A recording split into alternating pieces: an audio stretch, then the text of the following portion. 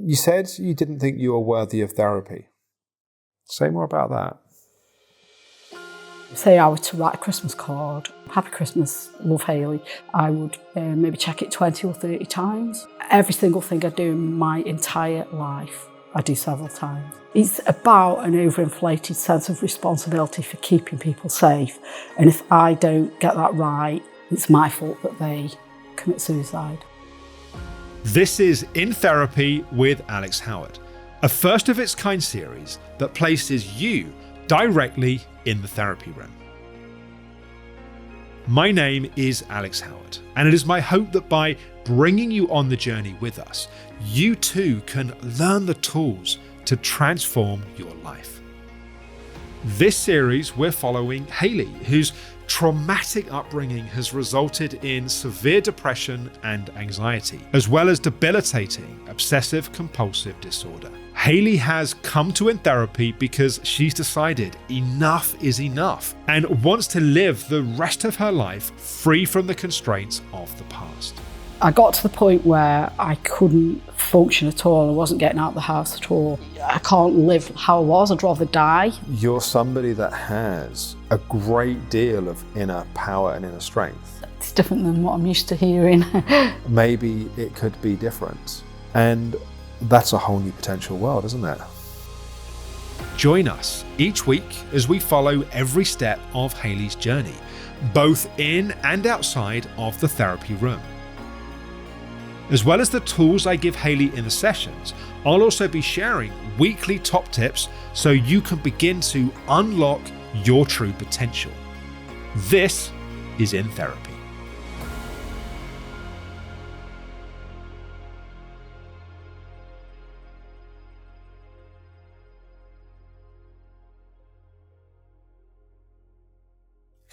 Hi there. Sorry, every time I try and video it, the phone's sliding, so I might disappear all of a sudden. It's sliding again. No, I'll carry on. This is Hayley's application video for In Therapy. And one of my main reasons for wanting to get involved in the kind of work that you do, Alex, is about normalising the conversation around mental health issues so that people don't struggle for many years thinking they're the only one, like I struggled. I've suffered since I was about 5 years old and no one spoke about it back then. And now it's much more normal to talk about it and seek help. And I just want to be part of a movement that normalises conversation around mental health. So I'm quite passionate about raising awareness of mental health issues and being open and honest about my own struggles. Since about the age of 5, I've always been anxious, worrier, OCD behaviours, depression, health anxiety. That's really big for me, health anxiety. Quite a few different issues. And I've overcome panic attacks and things like that. But I do struggle still with depression and anxiety and OCD and health anxiety. They're my main problems. And that's me. Thank you. Bye. Bye. Oh, there we go.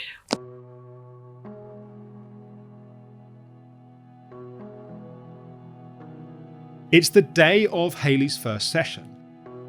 This can be a nerve-wracking experience, even for those who have had therapy before. What will I say? Will I like the therapist? Will they understand me? These are all perfectly natural questions to have. And to check in with how she's feeling, my producer Oliver greets Hayley as she enters the building. Hello, Hayley. Nice to meet you finally. How are you doing? I'm doing okay. I'm a little bit warm. Are you? I'm not surprised. It is very warm out there today. Well, come and take a seat. We've just got a few minutes just before Alex gets down here, but I just thought it gave us a little bit of a chance, firstly, to catch your breath, because I realise it's very warm, and also you're coming in for your first session here, but also just to sort of, see how you're feeling, how you're getting on today. Yeah, feeling a little bit emotional, really, because everything's a bit of a jumble, and I'm not quite sure how I'm going to articulate 52 years of my life, so everything feels a bit messed, jumble, and you're thinking, how am I going to articulate this? So I've got a bit of that and a bit of the privilege of somebody sort of trying to help you, which is very humbling, because that in itself means that somebody actually probably thinks you're worth it. So I just feel very humbled that people try and step into your life and help. A little bit of sort of headache with the hot weather and getting here, because I come from quite far away. But privileged, really, that somebody's just trying to help you. Sure. Well, obviously, don't worry too much about the whole, processing 52 years of your life in one go. Alex will obviously ask you, the questions and be able to sort of help you process through that. And it won't all happen at once, but, just to put your mind at ease a little bit there. I'm conscious that I obviously am bombarding you as you've come up straight up the stairs. Would you like a cup of tea or a drink of water or anything? Just love absolutely anything. Yeah, just whatever is fine. Thank you. Anything. To keep this process as authentic as possible, this is the first time I'm meeting Hayley in person, but I do have some notes from my team on what she's here to work on. As a therapist, it is my job to understand the client's experience. It is only with that understanding that I'm able to teach them the most effective tools for change. Therefore, the first session is often like a game of 20 questions, and the conversation can appear to jump around a lot. Here's the session. I think the most important starting point for me is to get a sense of really what you hope to get from being part of this process, and particularly what you hope to get for you. I know that you're very passionate about the importance of conversation and dialogue around mental health, and I really appreciate that being part of the kind of thrust of your wish to be part of this. But particularly for you, like if you imagine at the end of the sessions we've got together, for you to look back and go, oh yeah, I really feel like that's what I was hoping was going to happen. What would that be for you? Yeah, just some tools really to help me to cope better with day-to-day life. I'd like to go back to work. I've not worked for 20 years. I'd like to get some confidence and skills to go back to work, really. See, I've gone blank. I'm ever so sorry. That's okay. Don't worry. Do you know what? It's an unusual thing, just like doing a therapeutic environment, but then you start sticking cameras and a strange person walking around in the background. I'm not surprised. It's a little. But what I think you'll find is after a while it'll be easier to get familiar with that. I remember from the notes that I saw that you had a heart condition diagnosed at 39, and that's when you stopped working, right? No, I stopped working before then because I'd had a complete mental breakdown. Okay, so I guess I've struggled with severe OCD and anxiety since I was about 5. And so I managed to work for quite a while, and then everything broke into a million pieces and I stopped working. So it was before the heart attack that I'd stopped working because of severe anxiety and OCD behaviour. The heart attack was actually a really good turning point for me. So that was, in a weird way, it was really positive. You're not prescribing it for other people, I assume? No, I don't recommend it. But that was the turning point. That was this is going to kill you if you don't get a grip. Because I think I pushed my body into a rare heart attack, like really rare, really rare. Rare in what way? Yeah. So it's called a spontaneous coronary artery dissection, and I was one of the first people to be diagnosed with it. That's probably why I haven't heard of it. Yeah. There was no risk factors for it whatsoever. There's no coronary heart disease in my family or anything, and it just popped. Coronary arteries in my heart just tore, and it was a proper heart attack. Nearly died, very close to dying.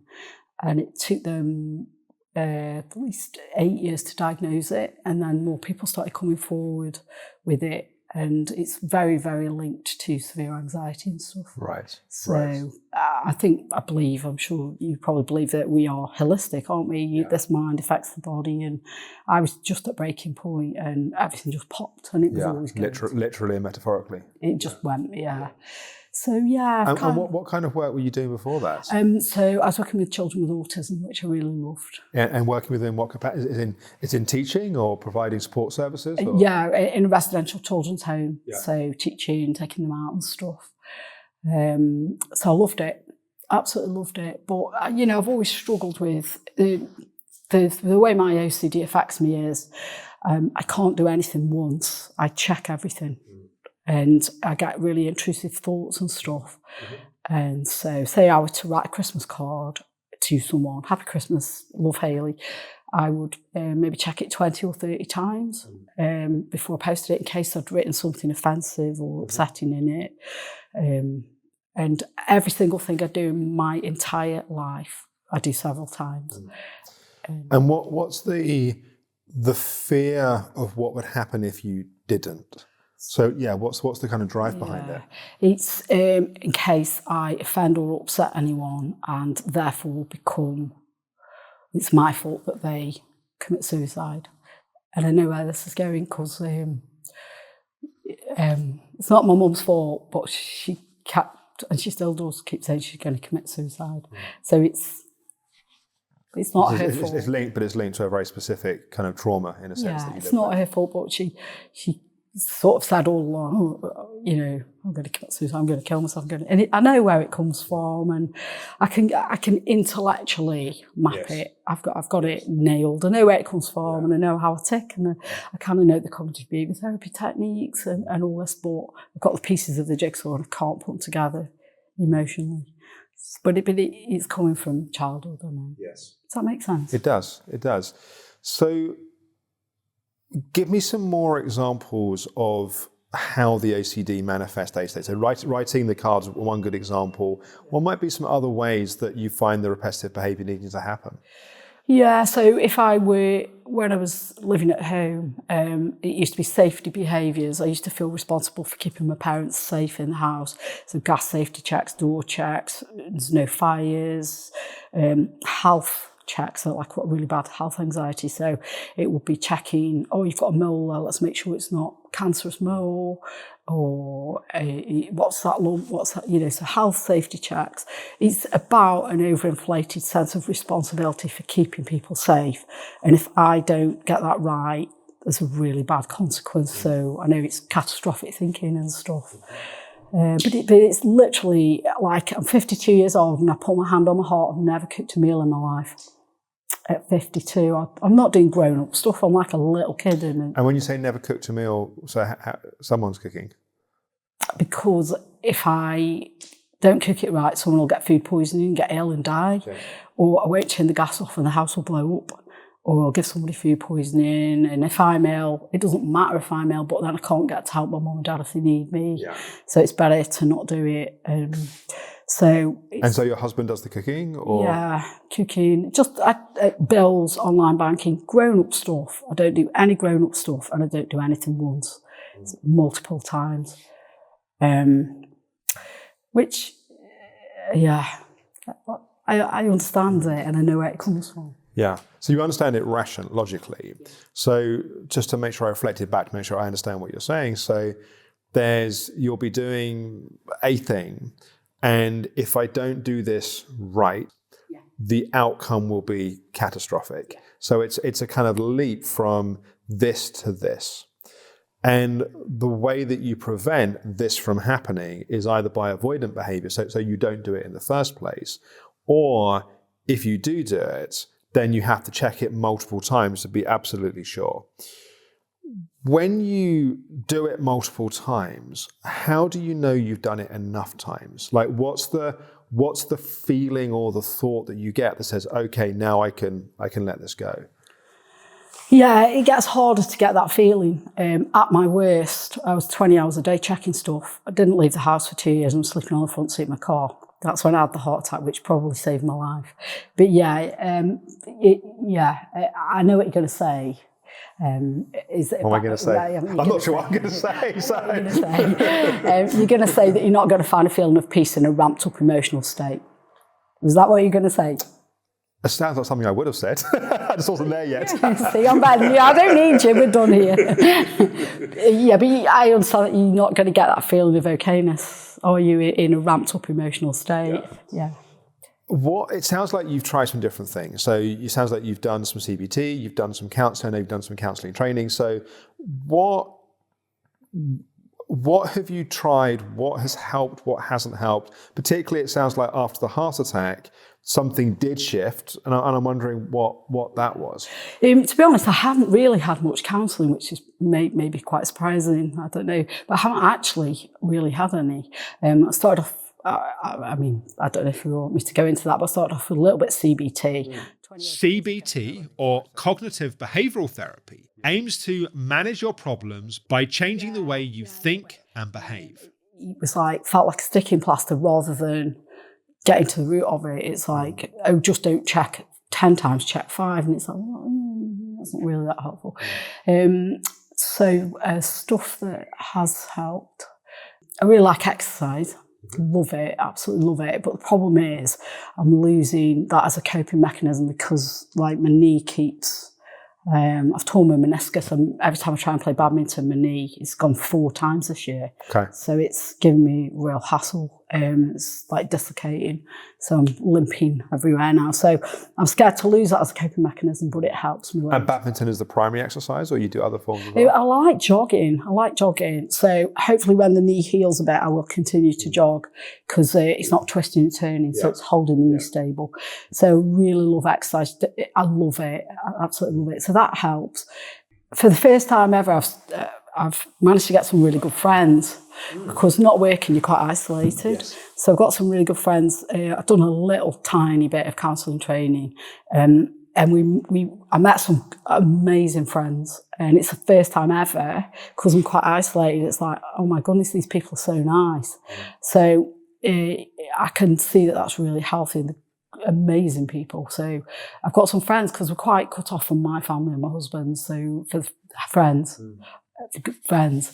So that's helped. Learning about stuff helps. I was, reading books on neuroplasticity in my brain and amygdala cortex and all this. Yeah. So intellectually learning about it. Okay, it's not doing anything. It is helping a bit. Yeah, because what it does is it takes away some of the mystery and some of the power from it, right? Like you can recognize, okay, even though I don't want to be doing it, I can see why it's happening, and that makes sense. And so in a sense that there's a calmer place you're meeting it, as opposed to it's happening and a lot of agitation about the fact that it's happening. Why? I'm curious as to why you haven't done therapy and counselling or therapeutic work over the years. What stopped you from doing that? I spent most of my life until more recently not realising that there was other people struggling as much as I. So a lot of it in the first years was like, I didn't realise anybody else had got it or didn't think I was worthy of therapy. I didn't think I was worthy of therapy. And sadly, this is an all too common belief. People think my problems aren't as bad as other people's problems, or asking for help is a sign of weakness, or I just need to think more positively about things. But the truth is, everyone is worthy of therapy. We all struggle, and asking for help isn't a sign of weakness. It's the opposite. It's a sign of strength and self-love. And the strength to stand up and say, I'm worthy of help, and I'm going to ask for it. I then ask Hayley a question that clearly shakes her. You said you didn't think you were worthy of therapy. Say more about that.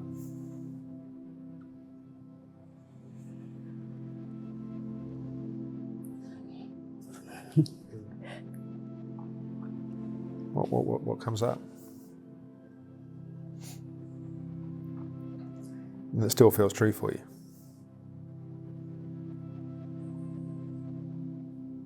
Well, what helps you be here?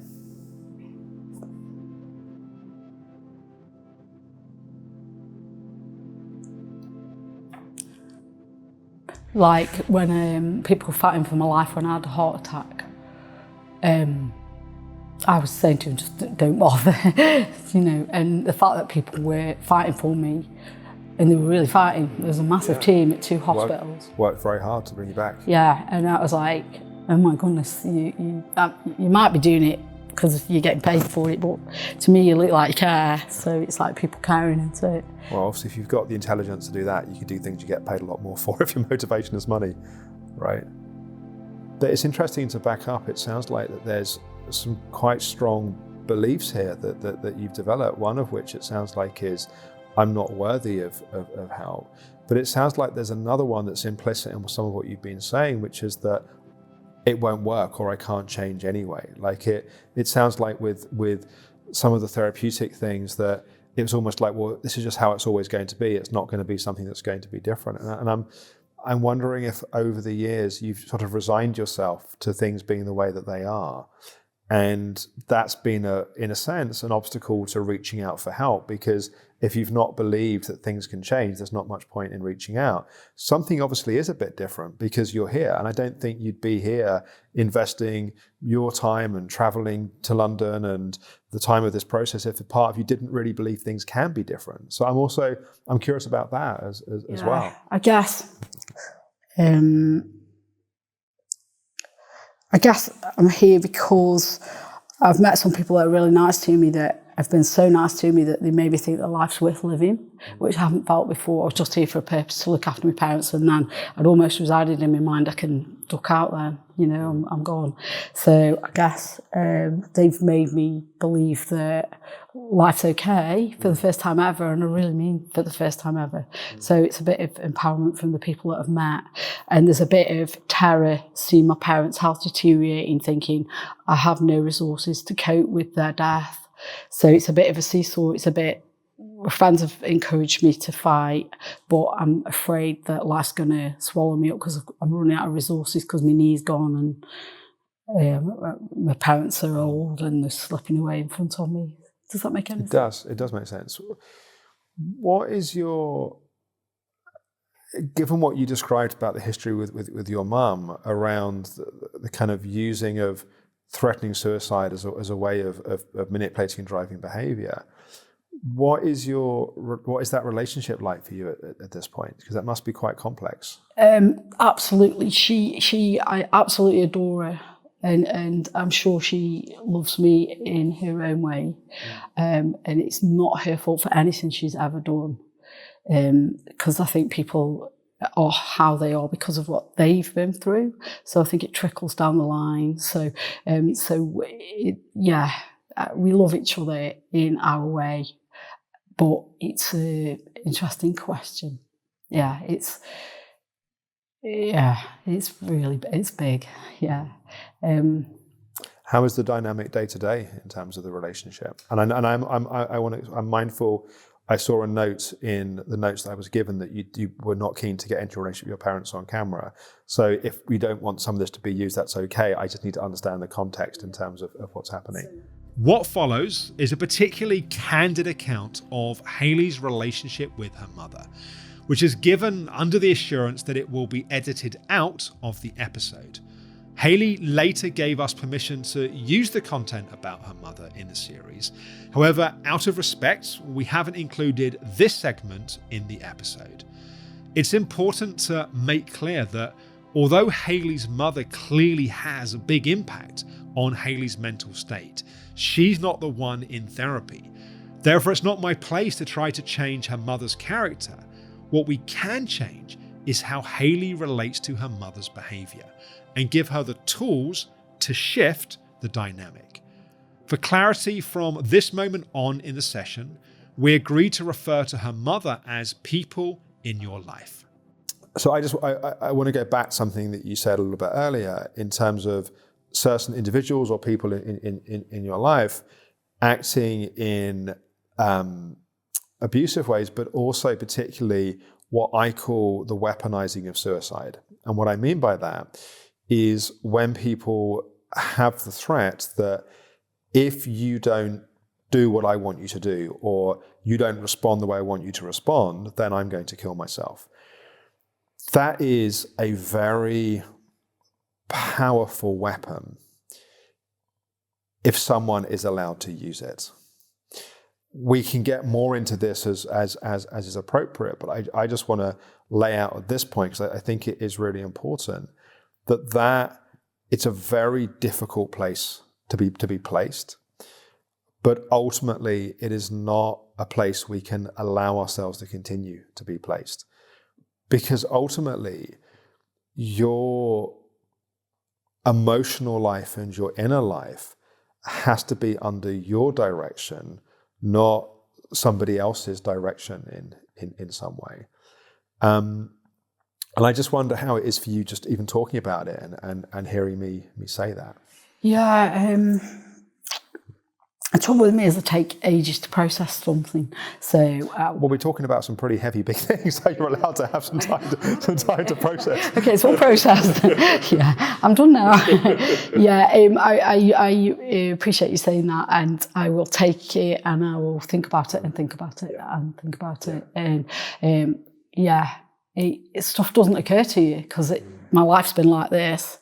And I've never had anybody coming in saying, hang on a minute, A, you're worth it, or B, you can change, or C, you can think about things differently, or E, this isn't appropriate. Nobody's fought my corner before and said, hang on, let's just, look at this. So I know I need to look at it emotionally and intellectually, and I need to take time to do that. Yeah, that's good. And it's a big thing, and it's also something that's been this way for decades, in a sense. I'm not that old. Go steady. No, I'm not that old either, but I've been here for 4 decades, so we're not here. But also to echo what you just said, we normalize to things being a certain way, right? And sometimes what happens is we have a conversation like this, and we go away and we think about it, and suddenly something that seemed so normal for a long time suddenly no longer fits. It's almost like having a pair of shoes that we grow out of that for a long time were comfortable, and then we put them on and they just don't fit right anymore. They've worn away too much, and the bit that used to be so soft and cozy is now worn, and it's just something new needs to happen. And I think also when there is a history of OCD tendencies and anxiety, I think it's also important to say to you that this process and your inner process can happen at the speed that's right for you. So this is not, in my mind, a real sign of great therapeutic work for you would be for you to say to me at some point, too fast, need some space. In fact, you almost did it a moment ago, so I just need some time to process. That is you acknowledging your needs and expressing your needs. Yeah. And this is a collaborative process where my intention is to use my skills and my experience to help you the best that I can. But I'm not here to do anything to you. I'm here to help you have different strategies and different ways to do things for yourself. You said a little bit earlier that you haven't managed to put the puzzle together before, but you understand these different pieces. Going back to my early question for you, my first question of what do you hope to get from this? Well, hopefully one of the things is to be able to put the puzzle together a bit more, but not just put it together as an intellectual thing, but actually to have some different tools and strategies that things can go at your pace, that you don't feel that, that you're being pushed, but also you feel empowered. And when I hear you say you ran 6 marathons after a heart attack? Yeah, it was a bit, I thought I'd test my anxiety and my fears to the limit. I thought, that's one way to do it. Yeah, flooding. I thought I'd flood it. But I was very agoraphobic, didn't get out of the house for 2 years. And I fought back from panic attacks because they really ruled my life, and I'm absolutely fine now, 100% fine. But I thought this heart attack has the potential to push me back into that state. So I thought I've got 2 choices. I can either test it and push it, or I can become a recluse and too afraid to do anything again. So I thought I'm going to go for it. So I tested it and did London 3 times, Edinburgh 3 times. And I thought, right, because I can't live how I was. I'd rather die than live how I was. It was that bad. So, it was really good. So I don't have panic attacks anymore, and I'm not. And what helped with the panic attacks? Just going out and challenging yourself? Yeah, just that. I got to the point where I couldn't function at all. I wasn't getting out of the house at all. And I got so sick of it, I just thought, I ran out in the street and I shouted at the top of my voice, if you're going to kill me, just bloody kill me. And I never had a panic attack since. So it's just like, it's that breaking point into it where you choose life or choose, So. I mean, it strikes me that you're somebody that has a great deal of inner power and inner strength. It might not feel like that to you, but the fact that you can go from that point of feeling completely sort of frozen and shut down in yourself to then going out and literally running, right, not metaphorically, literally running marathons, that also some of the heaviness and the difficulties and the experiences that we've touched on that you've endured, you must have a lot of strength to be able to have tolerated and put up with that. What do you think?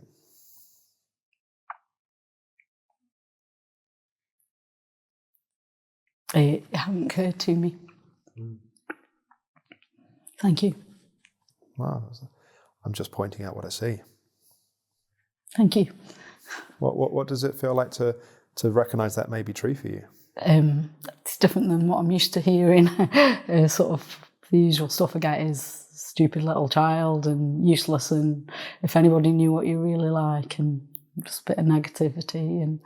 And when you hear that, what happens in you? Like what's your response to it? I mean those critical voices. You just believe them, don't you? If you've heard something long enough. So it's a kind of collusion with that. That's how it is.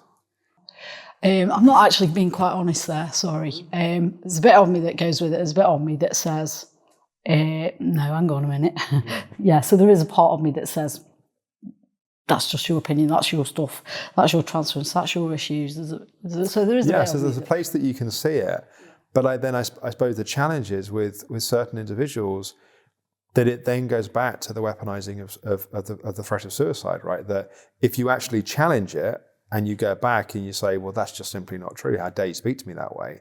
The fear is then that that's going to escalate the behavior. And so it sort of forces you to stay in that dynamic. Yeah. Okay. Yeah. Lots to think about. And I think how you speak to and respond to, certain people is not the most important piece right now. That may change and that may evolve over time. The important piece is what happens inside of you. Yeah. And that place in you, which is colluding in a sense, is like, well, yes, that's true because it's the safer way to respond in that moment. Yeah. I think is doing so with the best of intentions. It's trying to keep the status quo and it's trying to keep things sort of predictable and familiar. The problem is that you don't want the predictable and the familiar. Like if I sort of reflect back, part of what I'm hearing is that there's a really strong place in you that wants things to change and wants things to be different. And historically might have believed you weren't worthy of that and is starting to question that. Yeah. And is starting to actually maybe you are worthy of this. And there's also a place in you that was like, well, what's the point anyway? I've got to stay in a place of service to, certain people. And then once that's done, whatever. And then you're having some connections and friendships and contact in the world that's like, wow, this actually feels good. Like I want more of this. And then it's like, well, maybe it could be different. Maybe you can change. And maybe if you change, maybe some of the circumstances can change and be different. And that's a whole new potential world, isn't it? Yeah, I just look at it and just see things I'm afraid of, though. Yeah. What do you see that you're afraid of? Yeah, sorry, I just take so long to process stuff. Please don't apologise. Yeah. We're whistle stop touring through the entire parts of your life and looking at them from different angles and perspectives. It takes some time to process. There's so much information and I don't want to come across like I'm stuttering and I don't know and I'm all this and that and the other. The way that my mind works is when I'm presented with new information, I think about it and just I have to process stuff. In your first session, there's often a lot of new information and you're exposed to perspectives that might not have previously been considered, particularly when your beliefs and behavioural patterns are deeply instilled. At this point, I need to be careful not to overload Hayley. But what happens in these conversations obviously is part of it. And I'm mindful that I've thrown quite a lot of you already today. So I want to give you some time just to digest and metabolize and think about what we've been talking about. And are you someone that journals or writes down? Every day. Yeah. So journaling about this would be helpful. And it would also be helpful for me to share what feels okay to share of that. It doesn't have to be everything that you journal, of course, but particularly some of the key things we've talked about today, just how they land in you, and some of those key things particularly being, I challenge this belief around I'm not worthy of things changing, or I don't believe it's possible for things to change. I made a point around how much strength you actually do have in terms of things that you've done that have been difficult in your life. We talked a bit about the weaponizing of suicide, and I talked about how actually the importance of being freed from that. So there's quite a lot just to go and sit with and kind of find your kind of place with. And some things may land quite neatly. I get it. Other things may not land, and other things sort of partially land. Oh, but how about this? So it just needs some time for that to settle. But there's what happens in these sessions, but what's often more important is the time between where that process is happening, but also giving you access to some resources which will help deepen some of the understanding of what we're talking about. So I'm a big believer in psychoeducation, that if we can make sense of our experience and we can understand the theories and the approaches that give context to that, that in of itself can take away some of the anxiety about the anxiety almost. So I'm going to give you access to an online program that I have, which is called the Reset Program. And it's for more information on the Reset Program, which Hayley is going through as part of our work together, please visit reset.alexhoward.com for a free 3-part video series. And the way that I work tends to be to work at some different levels, right? So there's the level of rational awareness of what's happening. There's the level of beliefs that we have about ourselves, about other people, about the world. There's then the habits and the behaviors that we have and working to change those. There's then the deeper emotions and the traumas and the histories that often underpin that. And often we need to work on all of those levels to be able to have sort of lasting change. So we'll bring those different pieces in as is kind of helpful and appropriate. I've been asking you questions for the last hour. What questions do you have for me? Oh, I don't know what to say. Thank you. I think I said before to Oliver, I'm just very humbled that sort of you're willing to help, and that you've said some nice things about me. So it's thank you so much. You're welcome. You're welcome. I think it's important to say that